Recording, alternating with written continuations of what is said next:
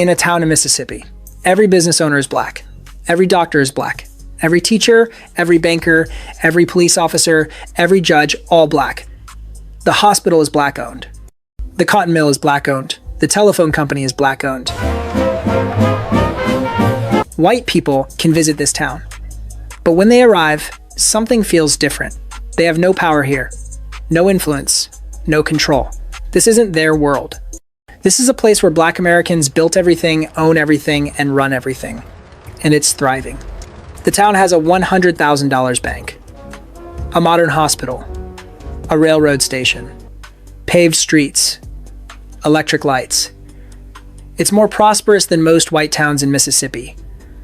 Booker T. Washington calls it the jewel of the Delta. Theodore Roosevelt visits and praises it as a model for America. But within 30 years, this town will be dying. The bank will close, the hospital will shut down, the businesses will collapse. And by the year 2000, this place once called the richest black town in America will become one of the poorest towns in the entire country. What happened wasn't an accident. It wasn't bad luck. It was deliberate. This is the story of Mound Bayou, Mississippi, the all-black town that proved everything segregationists said was impossible, and the story of how America couldn't let it survive. This is American Erased, and this is the town they tried to erase.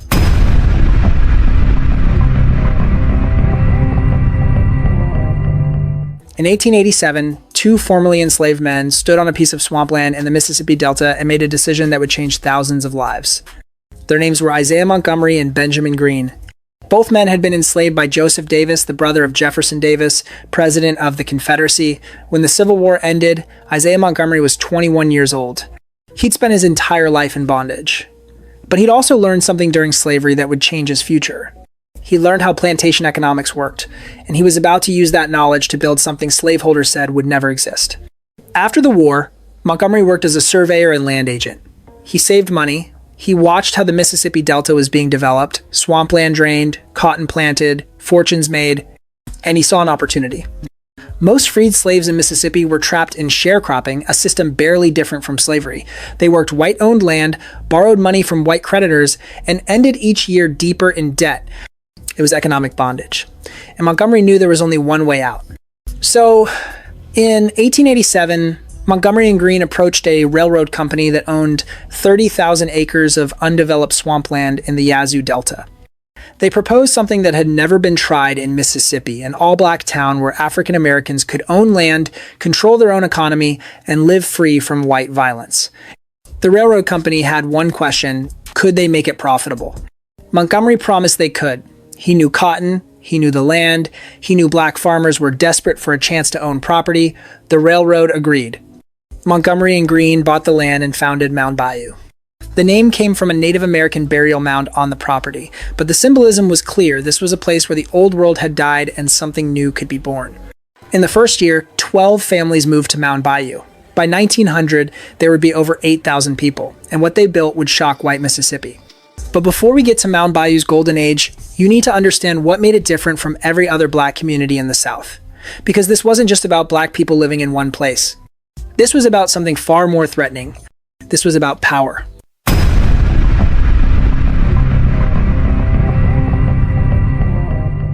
Isaiah Montgomery had a radical idea. What if black Americans didn't need white people at all? What if they grew their own food, built their own houses, ran their own businesses, governed their own town, and kept all the money circulating within their own community? What if they proved that black self-sufficiency wasn't just possible, it was superior? White Mississippians were about to find out, and they were terrified. Montgomery designed Mound Bayou with a simple rule. Everything must be black-owned and black-operated. No white landlords, no white creditors, no white bosses. Black farmers would own their land. Black merchants would run the stores. Black professionals would provide the services. The town grew quickly. Families came from across Mississippi, escaping sharecropping and racial violence.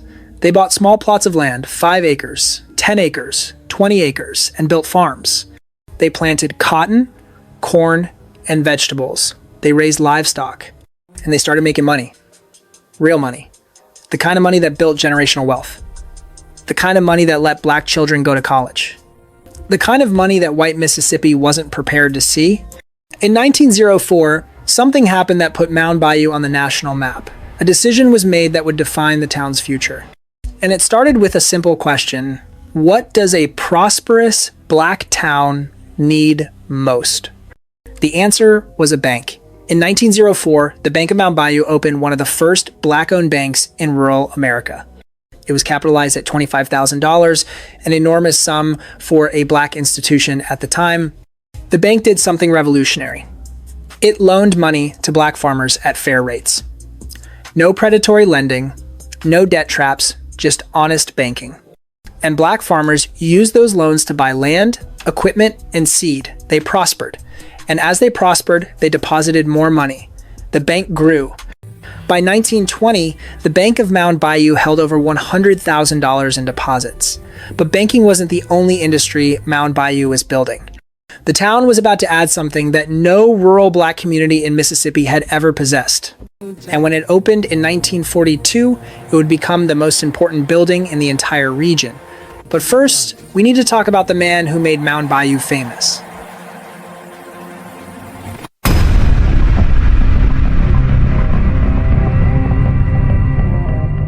Booker T. Washington was the most famous black man in America in 1900.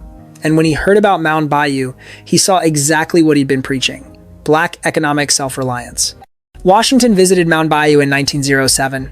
He toured the farms. He met the business owners. He saw black children in well-maintained schools. He saw black police officers keeping order. He saw black judges presiding over courts, and he called it the jewel of the Delta. That phrase changed everything. Suddenly, Mound Bayou was famous. Northern newspapers sent reporters. Philanthropists sent money. Black Americans across the country read about this place where racial equality wasn't a dream, it was reality. And then someone even more powerful came to visit, a man who could have destroyed Mound Bayou with a single word. Instead, he praised it. But his praise came with a price that Montgomery would have to pay.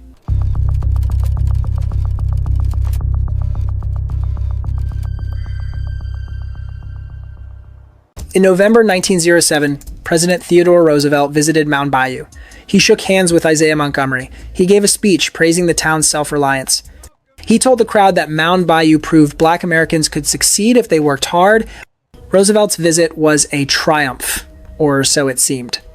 But Roosevelt's speech included a phrase that would haunt Montgomery for the rest of his life, and it revealed the price of white approval. Roosevelt praised Mound Bayou for not agitating for social equality. He celebrated the town for not challenging segregation. He loved Mound Bayou precisely because it was separate, because it wasn't demanding integration. And Isaiah Montgomery agreed with him. Montgomery publicly supported segregation. He'd even voted for Mississippi's 1890 Constitution that disenfranchised black voters, the only black delegate to do so. Why? Why would a man who built a black utopia support laws that oppressed black people? The answer is survival. Montgomery believed that if black people demanded equality, white violence would destroy them. Better to build separate prosperity than to fight for integration and risk annihilation. It was pragmatic, it was calculated, and it was about to fail, because by 1920, Mound Bayou's success had become impossible to ignore. The town had everything: businesses, wealth, stability.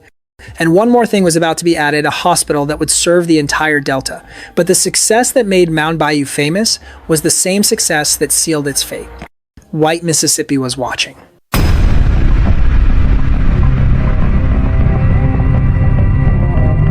In 1942, in the middle of World War II, a building opened in Mound Bayou that would become the pride of black Mississippi: the Taborian Hospital.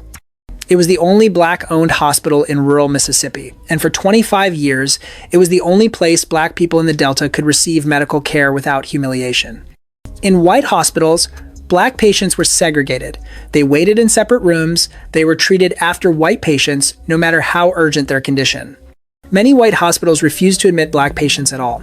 If you were black and sick in Mississippi, you had two options: travel hundreds of miles to a black hospital in a city, or die.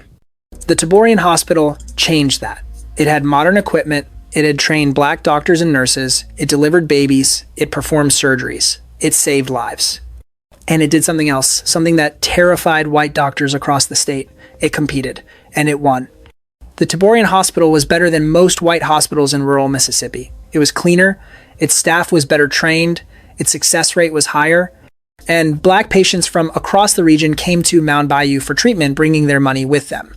White Mississippi couldn't tolerate that. Not the competition, not the success, not the proof that black professionals could outperform white ones. The hospital would remain open until 1967. But by then, Mound Bayou was already dying. The golden age was over, and the forces that killed it had been working quietly for decades. What killed Mound Bayou wasn't a single event.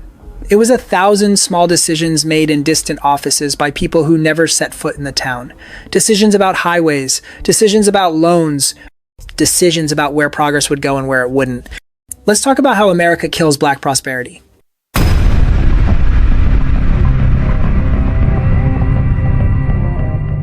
The destruction of Mound Bayou began in the 1930s, and it started with cotton. Cotton built Mound Bayou.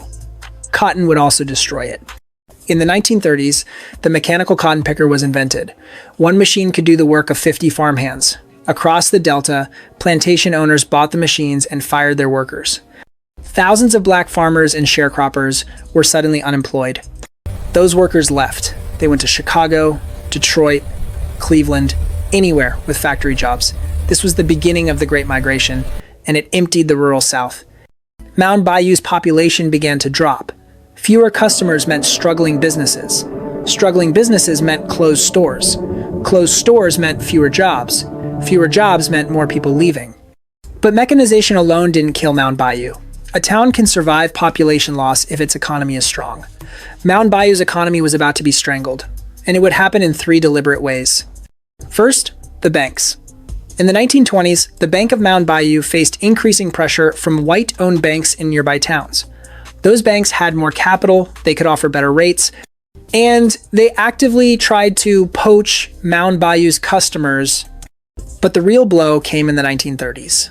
The Great Depression devastated cotton prices. Farmers couldn't repay loans. The Bank of Mound Bayou had loaned heavily to black farmers. That was its mission. But when those loans defaulted, the bank had no safety net.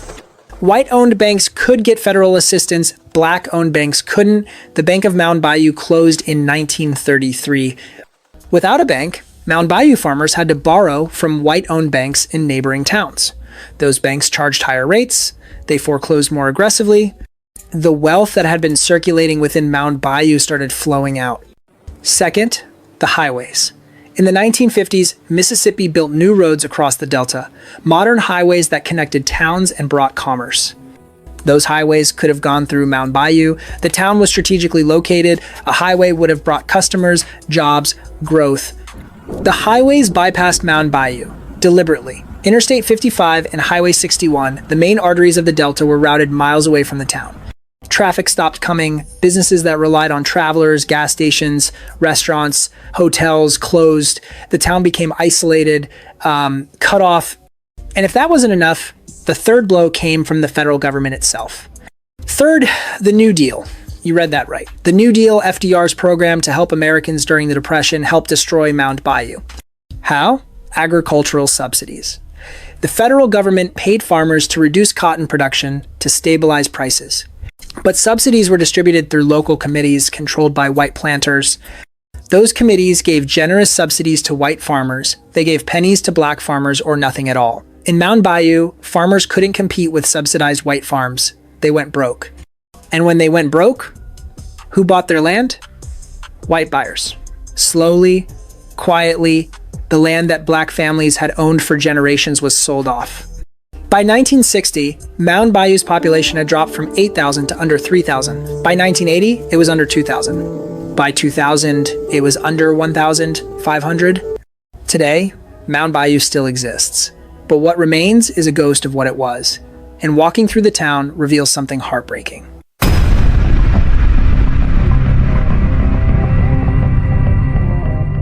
If you drive through Mound Bayou today, you'll see abandoned buildings. The old bank building stands empty, windows broken. The Taborian Hospital is a ruin, rooms filled with debris. Operating tables rusted, hallways silent.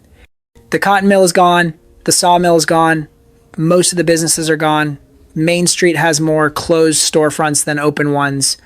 Mound Bayou's population today is around 1,300. The median household income is under $17,000, one of the lowest in Mississippi. Over 50% of residents live below the poverty line.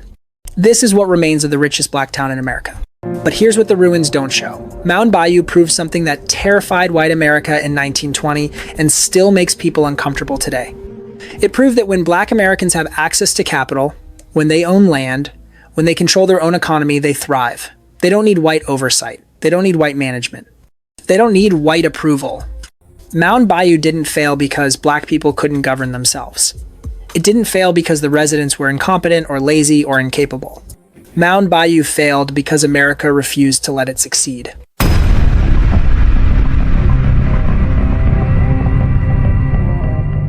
Here's the uncomfortable truth that Mound Bayou reveals. Segregation wasn't just about separation, it was about control. White America could tolerate Mound Bayou as long as it stayed small, stayed poor, stayed grateful. But when Mound Bayou became prosperous, when it started competing with white towns, when it proved that black self-sufficiency worked, that couldn't be allowed. Because if one black town could succeed, others could too. And if black communities could thrive independently, what did they need white America for? Think about what happened. The Bank of Mound Bayou closed while white banks got federal bailouts. Highways bypassed Mound Bayou while connecting white towns. Federal subsidies enriched white farmers while black farmers starved. This wasn't coincidence. This was policy. This was intentional. This was how America kills black prosperity, not with violence, not with mobs, but with bureaucracy, infrastructure, and economics. And here's the question that Mound Bayou forces us to ask. How many other black communities were destroyed the same way? Dozens. Rosewood, Florida, destroyed by a white mob in 1923. Greenwood in Tulsa burned to the ground. Seneca Village in New York demolished to build Central Park. Freedmanstown in Houston bulldozed for urban renewal. Over and over, the pattern repeats. Black communities build prosperity, white America destroys it. Mound Bayou is different only because it died slowly, but it still died. This is American Erased, where we uncover the stories they left out, the towns they destroyed, the prosperity they couldn't tolerate, the success they had to erase. If stories like Mound Bayou matter to you, if you want to know about Rosewood, Greenwood, Seneca Village, and the dozens of other black communities that were destroyed, subscribe. Because we're telling every single one. And here's a question. Should Mound Bayou be rebuilt? Could it be? Or is its story a warning that black prosperity will always be targeted? Drop your thoughts in the comments. Mound Bayou proved something white America didn't want proven, and then white America made sure no one remembered. Until now.